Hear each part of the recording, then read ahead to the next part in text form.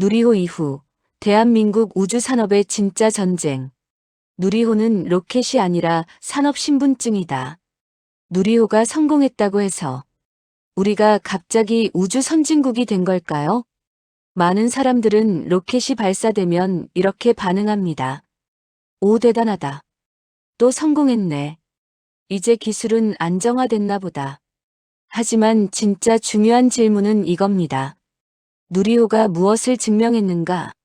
누리호는 단순히 위성을 우주로 보낸 로켓이 아닙니다.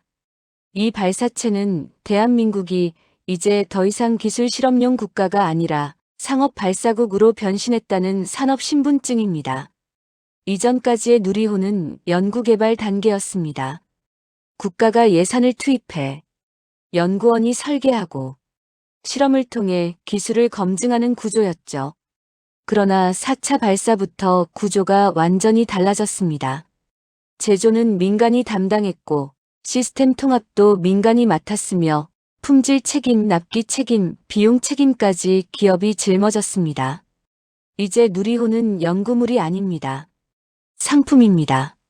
그리고 상품이 된다는 말은 곧 판매 가격이 생기고 계약 구조가 생기고 경쟁자가 존재하며 수익 모델이 만들어진다는 뜻입니다.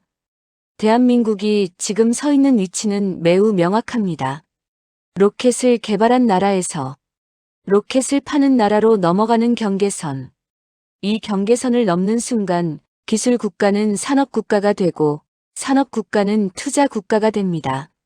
누리호는 지금 우리가 남의 로켓을 빌려 쓰는 나라가 아니라 우리 힘으로 우주 접근권을 가진 나라가 되었다는 증거입니다. 이제 우리는 더 이상 다른 나라의 일정에 맞춰 위성 발사를 예약하지 않아도 됩니다. 외교 상황이 나빠졌다고 위성 발사가 취소되지도 않습니다. 군사 위성, 정찰 위성, 통신 위성을 우리 일정대로 우리 통제 아래서 띄울 수 있게 되었습니다. 이 권한은 돈으로 살 수 없습니다. 기술, 예산, 정치력, 산업 역량이 모두 동시에 작동해야만 가능한 영역이기 때문입니다. 누리호는 로켓이 아닙니다. 국가 산업이 성숙했다는 성명서. 기술 의존국에서 기술 수출국으로 가는 통과 의례. 이제 대한민국은 시험하는 국가가 아니라 실행하는 국가가 되었습니다. 일본, 유럽은 지금 무엇과 싸우고 있는가? 일본이 H3 로켓을 개발한 이유는 단순히 체면을 세우기 위해서가 아닙니다. 유럽이 아리안 6에 수조원을 붓는 이유도 국가쇼가 아닙니다. 이들의 목적은 단 하나입니다. 우주 수송권을 스페이스X에게 내어주지 않겠다. 지금 전 세계 우주 산업의 핵심 경쟁 구도는 간단합니다. 누가 가장 싸게, 누가 가장 자주, 누가 가장 안정적으로 위성을 실어 나르느냐. 과거 우주는 군사 영역이었습니다. 하지만 지금은 완전히 다릅니다. 지금 우주는 통신, 금융, 국방, 기상, 물류를 지배하는 경제 플랫폼입니다. 일본은 이 질서를 이렇게 보고 있습니다. 우주 접근권을 잃으면 우리는 정보 주권도 산업 주권도 잃는다. 그래서 일본은 발사 비용 절감에 사활을 겁니다. H3의 핵심 목표는 단순합니다. 미국만큼 싸게 만들자. 유럽은 다릅니다.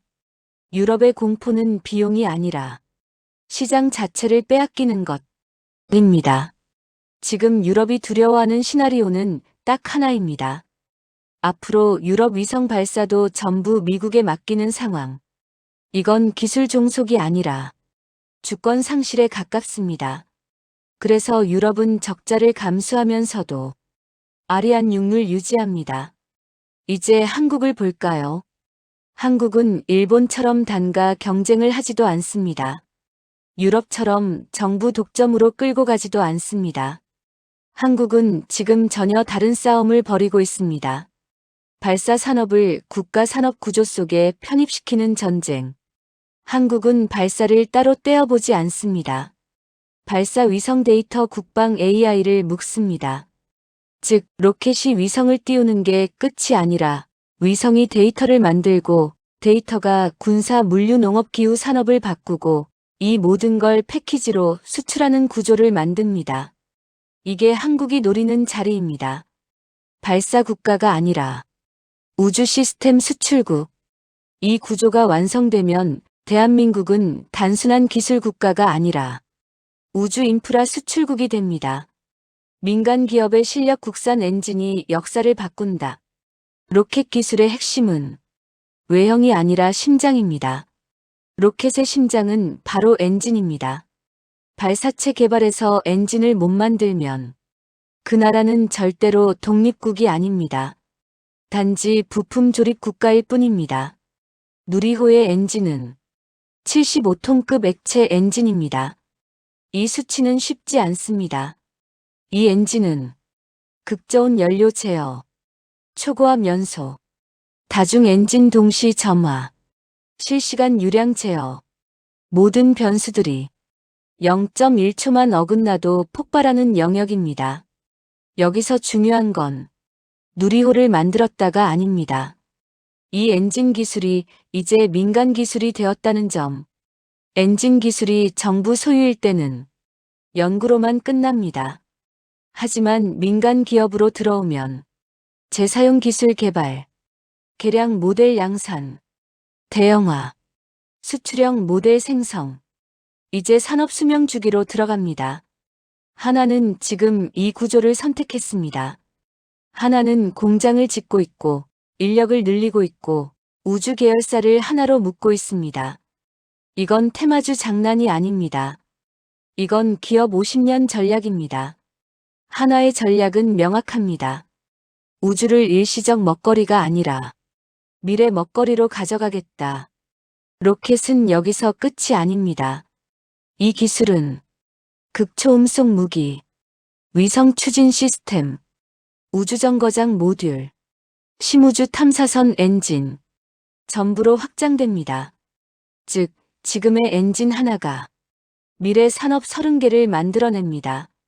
이게 단순히 큰 의미일까요? 아닙니다. 이건 부품 하나가 국격을 바꾸는 산업입니다.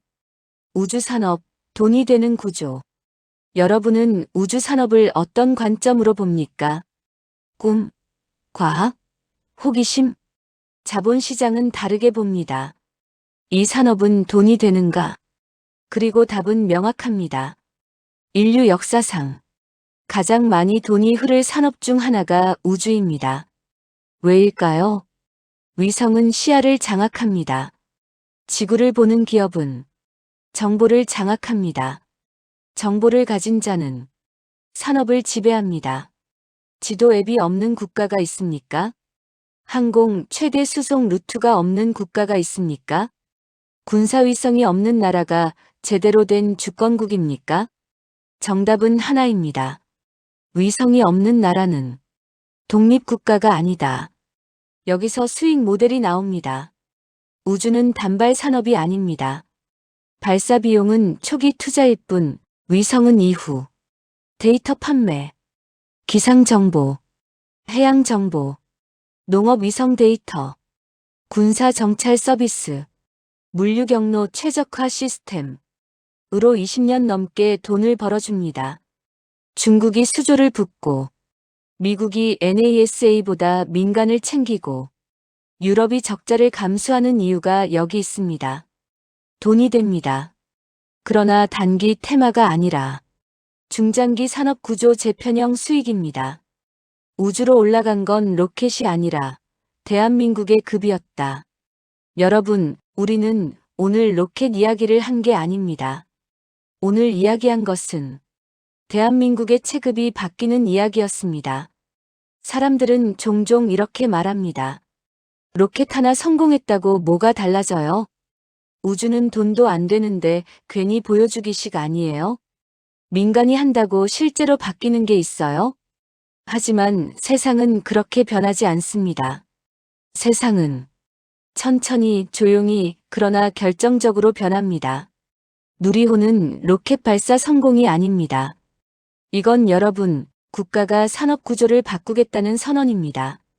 우리는 이제 더 이상 반도체, 조선, 자동차에만 목숨 거는 나라가 아닙니다. 우리는 지금 미래 산업의 핵심 좌표를 지상에서 우주로 이동시키고 있는 중입니다. 이것이 갖는 의미는 단순하지 않습니다. 발사체를 가진 국가는 자기 위성을 자기 손으로 띄울 수 있고, 자기 통신망을 통제할 수 있고, 자기 국방 데이터를 지킬 수 있으며, 자기 산업의 생명선을 외국에 맡기지 않습니다. 우주 산업은 곧 정보 산업이고, 국방 산업이며, 금융 인프라이며, 기후 시스템이며, 생존 기술입니다. 우리는 지금까지 기술을 배우는 나라였지만 이제는 기술을 수출하는 나라로 가고 있고, 제조로 먹던 나라였지만 이제는 플랫폼으로 먹는 나라로 넘어가고 있습니다. 누군가는 이렇게 말할 겁니다. 일본이 더 앞서 있는데? 유럽과 미국 쪽이 훨씬 강한데? 맞습니다. 지금은 그렇습니다. 하지만 산업 패권은 출발선이 아니라 어디까지 달리느냐의 문제입니다. 한국이 강한 진짜 이유는 따로 있습니다. 이 나라는 기술을 늦게 시작해도 속도를 무섭게 올리는 나라입니다. 반도체가 그랬고, LCD가 그랬고, 스마트폰이 그랬고, K방산이 그랬습니다. 그리고 이제 우주도 같은 길 위에 있습니다.